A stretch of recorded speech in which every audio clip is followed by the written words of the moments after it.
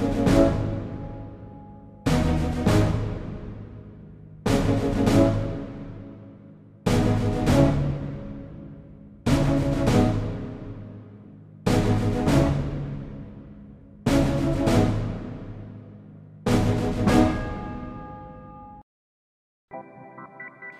name is Ronnie Shields.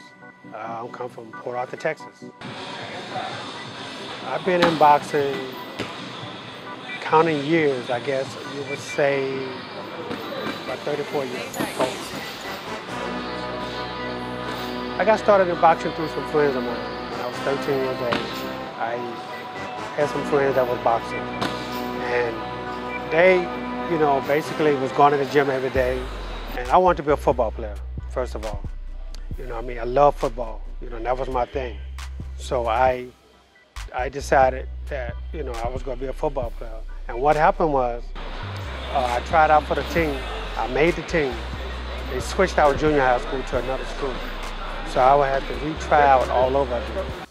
So I went to the gym with some friends of mine one day, and I got hooked right then on boxing. I said, you know what, forget this. I said, boxing was going to be my thing. No, boy, my mom was kind of leery about it at first, but she used to watch, Muhammad Ali all the time, and she really liked Muhammad Ali, so she said, well, if you can be like that, then, maybe boxing is for you.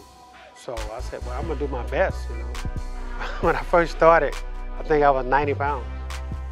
Yeah, I was like 90 pounds, 90, 95 pounds. I was a real skinny kid, but, I had good height for my size, So, I was basically a little taller than most of the guys that I sparred with or fought. So it helped me out a lot because, my arms was longer. I got beat up like the first couple times I sparred, but that didn't make me want to quit. That made me want to get back at them. So I trained harder than they did, and the coach, his name was Rivers Romero, he took time with me to show me different things, and and after about the third time I sparred with those guys, they couldn't touch me. How did that? Okay, well, it started back in Port Arthur when I was 16 years old, and 13 years old, I'm sorry, when I was 13 years old. Then I went from there, I fought in all the small tournaments that we had, like the regional Golden Gloves. I won that every year, 13 and 14 and 15. And then at 15 years old, I thought I got pretty good, I was beating everybody.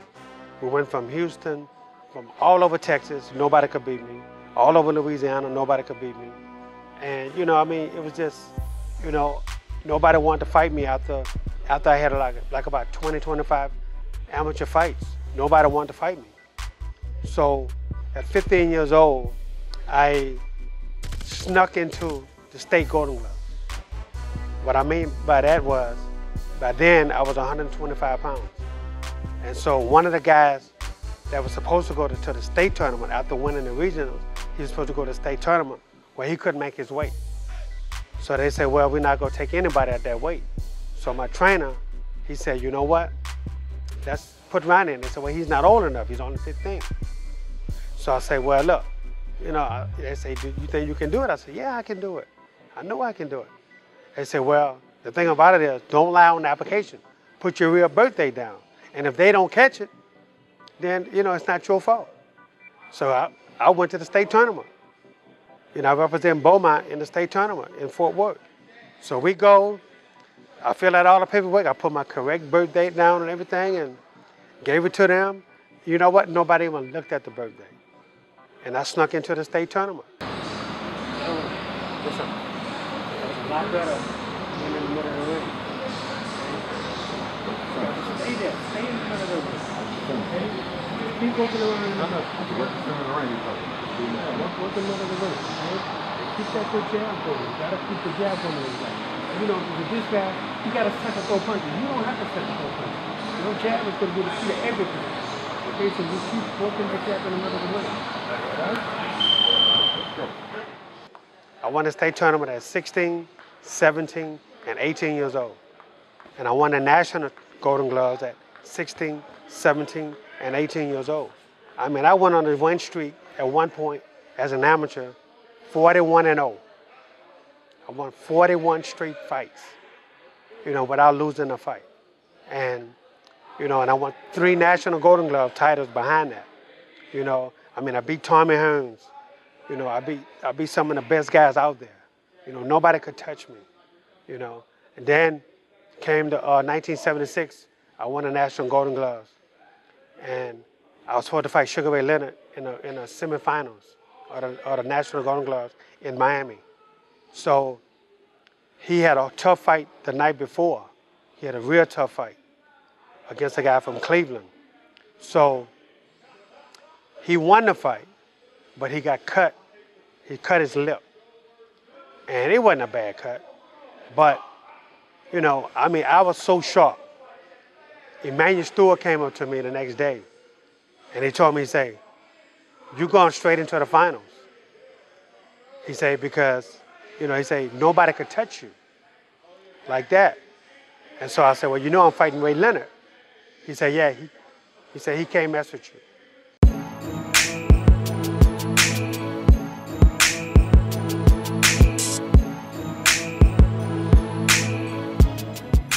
I knew how to train amateur fighters. And, and I didn't know how to train professional boxers until I started training under George Benton. And he taught me everything. He taught me how to control attitudes, how to, he just taught me everything that he knew.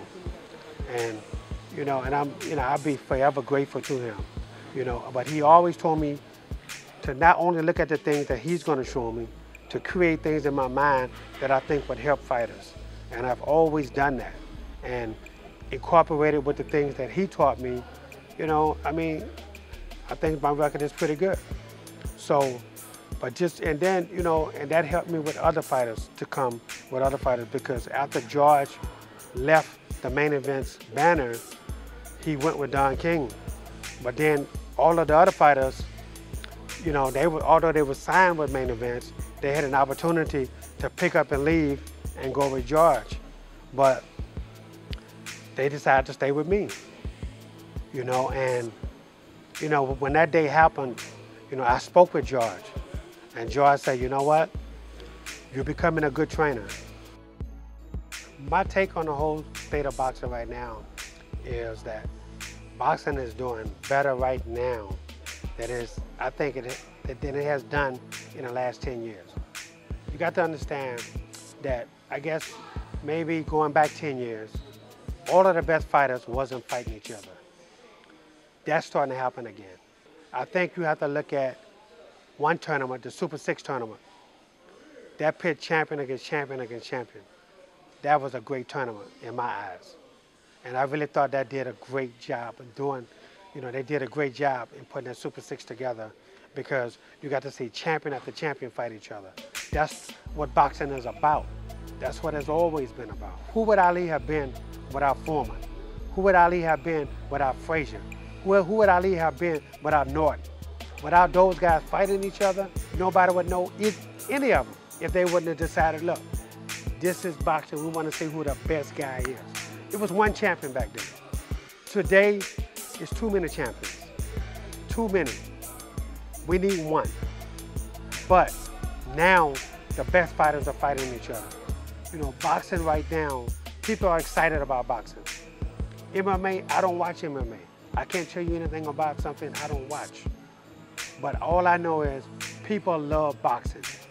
Even people outside of boxing. Just what we said earlier, all the football and basketball players, they don't want to go train MMA. They want to come train boxing, because they know boxing is a better workout for them. Boxing is going to get every muscle they have in their body to working, and that's going to help them as an athlete. MMA, that's not going to do that, because what do? They wrestle, they play with each other. Come on, man. That's not, what kind of sport is that? People love the competitiveness of boxing.